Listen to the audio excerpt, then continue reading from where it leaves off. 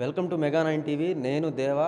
తెలంగాణ రాష్ట్రంలో కాంగ్రెస్ పార్టీ అధికారంలోకి వచ్చి సంవత్సరం పూర్తయినప్పటికీ కూడా రైతులకు మాత్రం ఎటువంటి లాభం చేకూరలేదు. అలాగే రైతు బంధు ఎగ్గొట్టి, అలాగే దళిత బంధు ఎగ్గొట్టి మాత్రం రైతులను మోసం చేస్తుందని మాత్రం మాజీ మంత్రి కొప్పుల ఈశ్వర్ గారు ఆరోపిస్తున్నారు. అసలు ఈ విషయంపై ఆయన్ని అడిగి తెలుసుకుందాం. సార్ చెప్పండి సార్. కాంగ్రెస్ ప్రభుత్వం అధికారంలోకి వచ్చి సంవత్సరం దాటింది. అనేక హామీలు ఇచ్చినారు. అందులో మరి ముఖ్యంగా ప్రతి వాళ్ళు కూడా భూమిపై ఆధారపడి జీవించేటువంటి రైతులు ఎవరైతే ఉన్నారో వాళ్ళకు సంబంధించినటువంటి అనేక హామీలు ఇచ్చారు. ఇలా ఒక్క హామీని కూడా సంపూర్ణంగా అమలు చేసినటువంటి పరిస్థితి లేదు. ఇలా చాలా ఆవేదనతోటి రైతులు ఉన్నారు. అదేవిధంగా దళిత సోదరులు, దళిత బంధుకు సంబంధించి ఆనాడు ఉన్నటువంటి ప్రభుత్వం కేసీఆర్ గారు దళిత బంధు ద్వారా దళితుల యొక్క ఆర్థిక స్థితిగతిని బాగు చేద్దామని ఒక మంచి కార్యక్రమాన్ని తీసుకువచ్చి విడతల వారీగా దళిత సోదరులందరికీ కూడా మరి బాగు చేద్దామని ఒక నిర్ణయం తీసుకుంటే దాని స్థానంలో సేవెల్ల డిక్లరేషన్ పేరు మీద మరి దళితులకు అంబేద్కర్ అభయాస్తం పేరు మీద 12 లక్షలు ఇస్తామని చెప్పి ఓట్లు వేయించుకొని సంవత్సర కాలం దాటినప్పటికీ కూడా ఇప్పటికీ దాని మీద కనీసం డిస్కషన్ కానీ ఆలోచన కానీ చేస్తాము చెయ్యము అనేటువంటి ఒక మాట కూడా ఈ ప్రభుత్వం చెప్పకపోవడం ఏదైతే ఉందో దళితులను, ఎస్టీలను పూర్తి స్థాయిలో వంచి మోసం చేయడం తప్ప ఇంకొకటి కాదు. ఇది ఒకటే కాదు, ఒక రైతులను, దళితులను, గిరిజనులనే కాదు అన్ని వర్గాలను కూడా మోసం చేసినటువంటి ప్రభుత్వం. నిరుద్యోగులను, విద్యార్థులను, అదేవిధంగా ప్రభుత్వ ఉద్యోగులను, ప్రభుత్వంలో పనిచేస్తున్నటువంటి అవుట్సోర్సింగ్ ఉద్యోగులను ప్రతి ఒక్కడికి కూడా అందుకే 420 హామీలు ఇవ్వడం ద్వారానే నమ్మి ఓట్లేసి ప్రభుత్వాన్ని తీసుకొస్తే సంవత్సర కాలంలో వాళ్లకు చుక్కలు చూపిస్తున్నటువంటి ప్రభుత్వాన్ని ఈరోజు ప్రజలు చూస్తున్నారు. ఈరోజు మళ్ళీ తిరిగి గ్రామ సభలు నిర్వహిస్తూ ఉన్నారు. గ్రామ సభలలో నిజంగా కూడా మీ దగ్గర అనేక రకాల ఇన్ఫర్మేషన్ ఉన్నది. ఇప్పటికే ప్రజాపాలనలో అప్లికేషన్స్ తీసుకున్నారు. దాన్ని బేస్ చేసుకునే రేషన్ కార్డ్స్ ఇవ్వచ్చు. తర్వాత రేషన్ కార్డులను ఏ విధంగా తగ్గించాలి అనే ఉద్దేశంతో ఇలా మళ్ళీ రేషన్ కార్డులు అప్లికేషన్లు తీసుకుంటున్నారు. ప్రజలు ఆందోళన పడుతున్నారు. ఎక్కడ చూసినా తిరుగుబాటు జరుగుతున్నది. గ్రామాలలో ప్రజల దగ్గరికి నేరుగా పోయేటువంటి ధైర్యం లేనటువంటి పరిస్థితులలో కాంగ్రెస్ పార్టీ నాయకులు ఉన్నారు. కాబట్టి ఒక్క మాటలో చెప్పాలంటే సంవత్సర కాలంలో అట్టర్ ఫ్లాప్ అయినటువంటి గవర్నమెంట్గా ఇలా ప్రజలు మేము చెప్పడం కాదు, ప్రజలు మాట్లాడుకుంటున్నటువంటి మాట.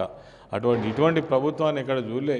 మరి ఎవరైనా ప్రభుత్వానికి వ్యతిరేకంగా మాకు ఇది రాలేదు అని అడిగితే వాళ్ళ మీద పోలీసులను పెట్టి దౌర్జన్యం చేయించేటువంటి పరిస్థితి తప్ప దానికి పరిష్కారం చేద్దామనేటువంటి ఆలోచన మాత్రం ఈ ప్రభుత్వం చేస్తున్నదని మాత్రం ఇక్కడ కనబడతలేదు. కాబట్టి ఇది ఒక నిజంగా నయవంచన ప్రభుత్వంగా మనం మాట్లాడుకోవచ్చు, అబద్ధాల ప్రభుత్వంగా మాట్లాడుకోవచ్చు. దీనికి తగిన మూల్యం తప్పకుండా ఈ ప్రభుత్వం కానీ కాంగ్రెస్ పార్టీ చెల్లిస్తుంది. అంటే అన్న ఈరోజు మాత్రం నల్గొండలో రైతు ధర్నా అయితే నిర్వహించబోతుంది. అదేవిధంగా అంటే అసలు దీనికి పర్మిషన్ కూడా క్యాన్సిల్ చేశారు. బీఆర్ఎస్ పార్టీ నాయకులు వస్తున్నారంటే వాళ్ళకి భయం పుట్టే ఇలాంటి చేసి ఉండొచ్చు అంటారా? అంటే ప్రజలు ఇప్పుడు రైతుల్లో ఆందోళన ఉన్నది.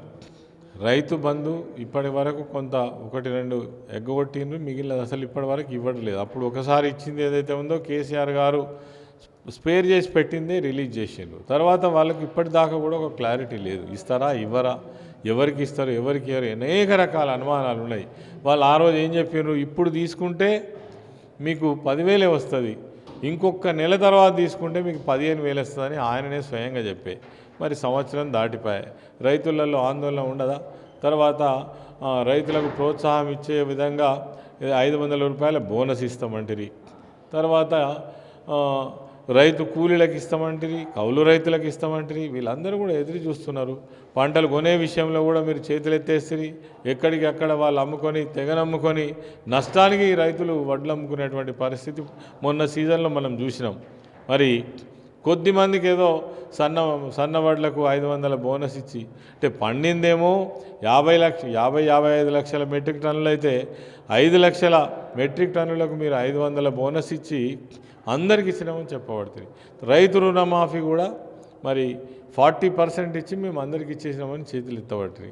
రైతులే ఇలా ప్రశ్నిస్తున్నారు. మరి ఆ రైతులు ప్రశ్నిస్తున్నారు కాబట్టే నల్గొండ లాంటి ప్రాంతంలో మరి రైతు ధర్నా మేము రైతులకు మద్దతుగా పార్టీని ఆహ్వానిస్తే వెళ్ళడానికి కూడా మరి పర్మిషన్ క్యాన్సిల్ చేయిస్తుంది ఈ ప్రభుత్వం.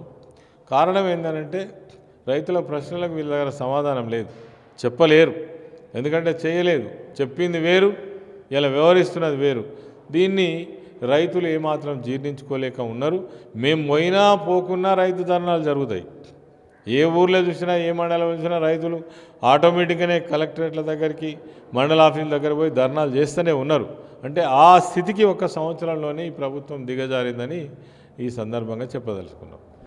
చూశారు కదా, మొత్తం మీద కనుక కాంగ్రెస్ పార్టీ రైతులకైతే మోసపూరిత హామీలు ఇచ్చి అలాగే రైతులను మోసం చేసిందని మాత్రం కొప్పులీశ్వరరావు చెప్పుకొచ్చారు.